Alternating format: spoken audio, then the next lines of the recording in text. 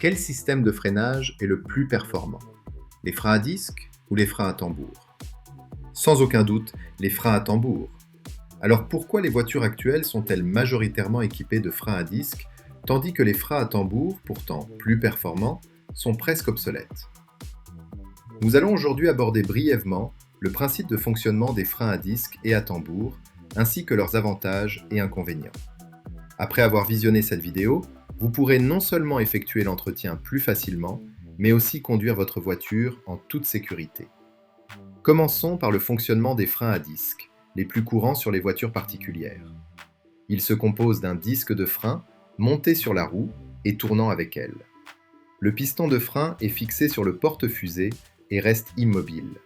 À l'intérieur du piston se trouvent deux plaquettes de frein. Lors du freinage, le piston appuie contre le disque. Plus la pression est forte, plus le frottement entre les plaquettes et le disque est important. Relâcher légèrement la pédale de frein réduit le frottement et ralentit la voiture. En revanche, appuyer plus fort sur la pédale bloque les roues et arrête le véhicule. Voilà le principe de base des freins à disque. Les freins à tambour, quant à eux, sont conçus avec un tambour monté sur la roue et tournant avec elle. À l'intérieur du tambour se trouve une garniture de frein fixée à la fusée d'essieu et qui ne tourne pas, mais n'affecte pas la rotation du tambour.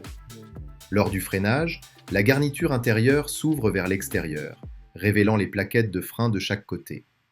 Le contact des plaquettes avec le tambour génère une friction. Plus le contact est fort, plus la force de freinage est importante.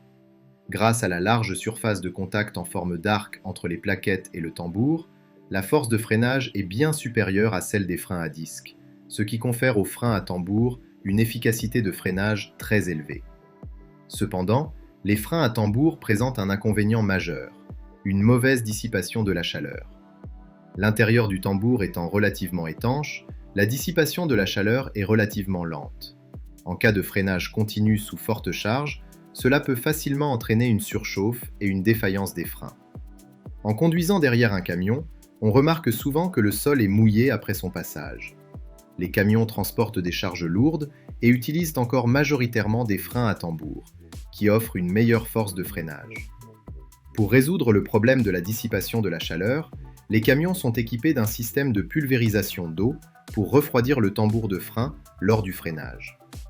Les freins à disque, quant à eux, sont dotés de disques et d'étriers directement exposés à l'air.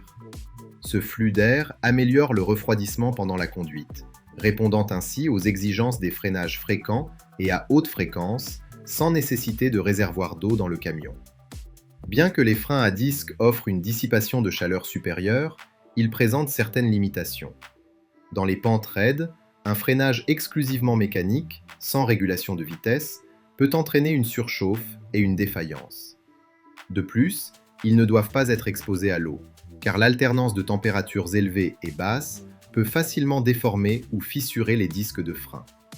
En descente, il est préférable d'utiliser les rapports inférieurs du frein moteur afin de minimiser la friction et la génération de chaleur sur les disques.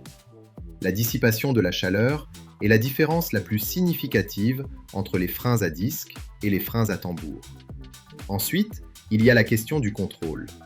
Plus les étriers de frein à disque sont serrés, plus la force de freinage est importante. Cette force étant directement proportionnelle à la pression appliquée, elle est contrôlable de manière linéaire. Les freins à tambour, en revanche, fonctionnent différemment. Du fait de leur surface incurvée, lorsque les plaquettes de frein entrent en contact avec le tambour, un couple est généré qui augmente avec la pression. Un phénomène connu sous le nom d'amplification automatique de la force. Même une légère pression sur la pédale de frein, destinée à une simple décélération, peut bloquer les roues et immobiliser complètement le véhicule. La précision du freinage est inférieure à celle des freins à disque. Ces deux raisons expliquent l'absence de freins à tambour sur les roues avant des voitures particulières.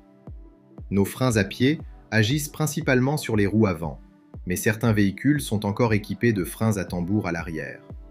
Ces derniers servent principalement aux freins de stationnement, également appelés freins à main, qui est actionné une fois le véhicule stationné. Leur faible utilisation signifie qu'il n'y a pas lieu de se préoccuper de la dissipation de chaleur, et leur puissance de freinage est en réalité supérieure. Cependant, La disparition progressive des freins à tambour à l'arrière est inévitable en raison de deux inconvénients majeurs. Premièrement, ces freins ne résistent pas à l'humidité ni à un stationnement prolongé dans des environnements humides. Une fois rouillés, ils peuvent facilement tomber en panne et immobiliser le véhicule. Deuxièmement, ils ne peuvent rivaliser avec les systèmes de sécurité intelligents modernes. Des technologies comme le programme de stabilité électronique, ESP, et les différentiels à glissement limité électronique exigent une force de freinage précise et contrôlable. Et c'est précisément là que les freins à tambour montrent leurs limites, les rendant moins pratiques. Auparavant, ces technologies étaient moins courantes, et les freins à tambour arrière étaient donc pratiquement inutilisables. Aujourd'hui, avec la sophistication croissante des systèmes de sécurité, ils deviennent obsolètes. Lors de l'achat d'une voiture, évitez les freins à tambour arrière. Si cette vidéo vous a plu, n'oubliez pas de la liker et de vous abonner à la chaîne automobile. À bientôt!